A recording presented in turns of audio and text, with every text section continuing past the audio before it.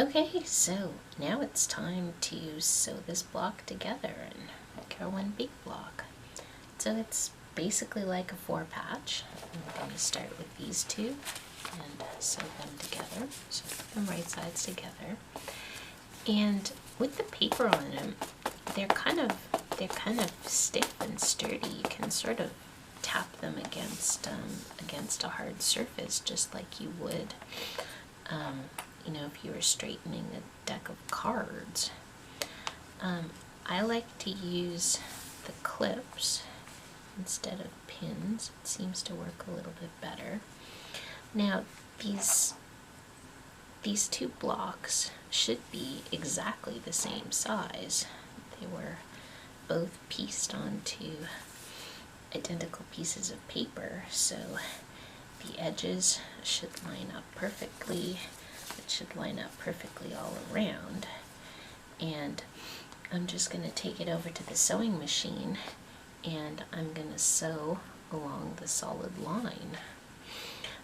You can, when you have it clipped together like this, you can do a poke test. If you poke a pin through the line and turn it over, it should come out through the line on that side as well, and that does, so I'm good with that. And for sewing it together, we're still going through paper here. The paper is going to have to be removed, so we want to continue with using a slightly smaller than normal stitch length.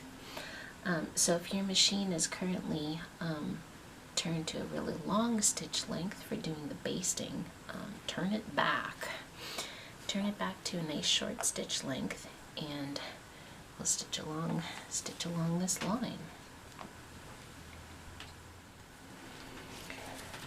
So I have both halves of the 4-patch sewn together now, and I have to join those, but before I do that, please don't hate me for this, but I want to take the basting out along the side where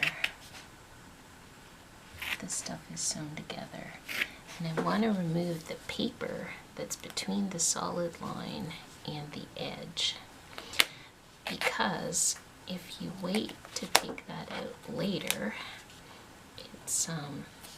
wait to remove the paper until later, it's really hard to get it out because it's kind of held down by the seam that we're going to do across this way.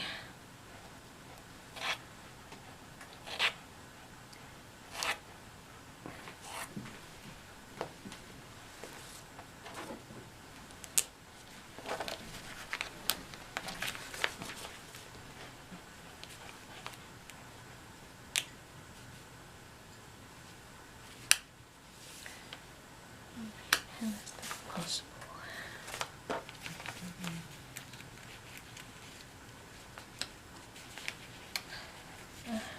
Yes, right.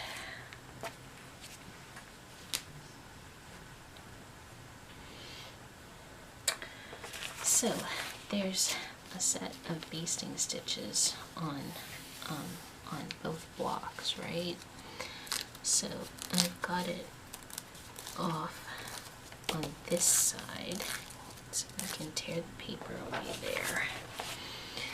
And now turn it over this way and remove the basting that's on this block. And then I can tear its paper away.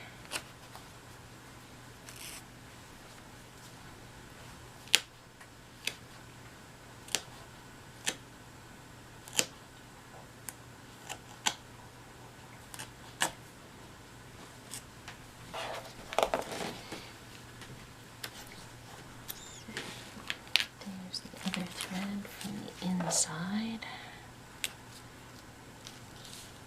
Cut that off. And if you kind of fold the paper back, then it tears away pretty nicely.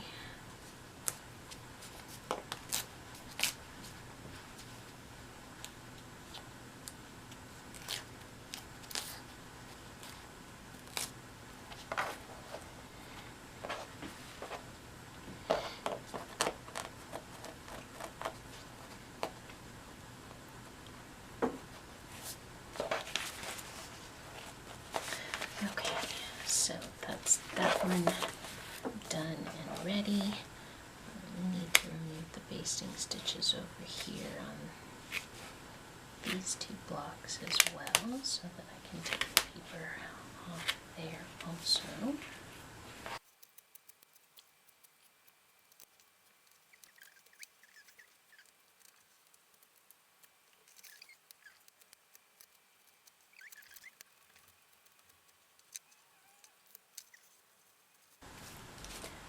So basting removed on that side and paper removed. So now I'm going to press these guys.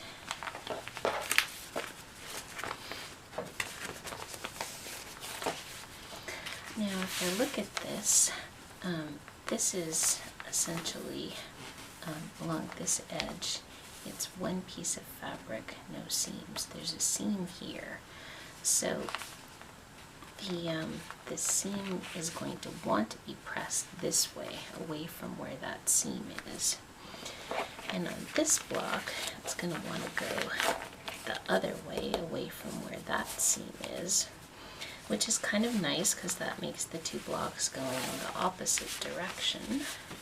So I'm going to press them that way.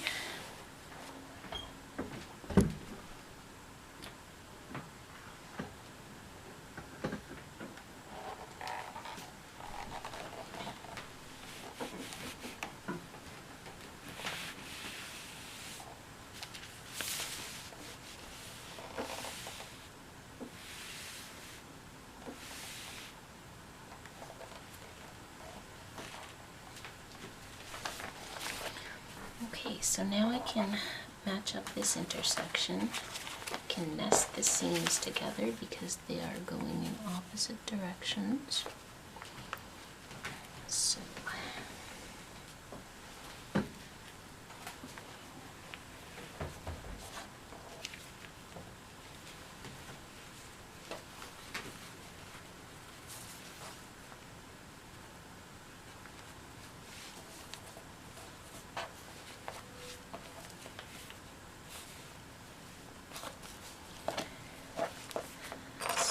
I'm going to put a couple of clips in.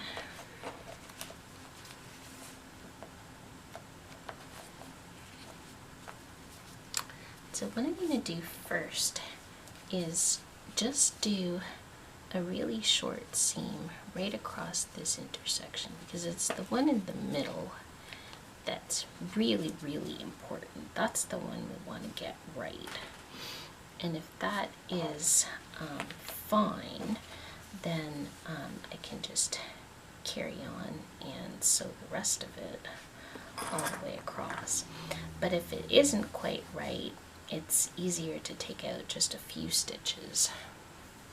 So I'm going to go do that, and then we'll take a look at how close I got it. So I've done a very short seam, maybe about 1.5 inches right over top of that intersection of the seam. So let's open this up and take a look. And it looks pretty good. Looks like I got it lined up properly. So I can close this back up, put my clips back in again, and I'll just take it back to the sewing machine and sew the entire seam.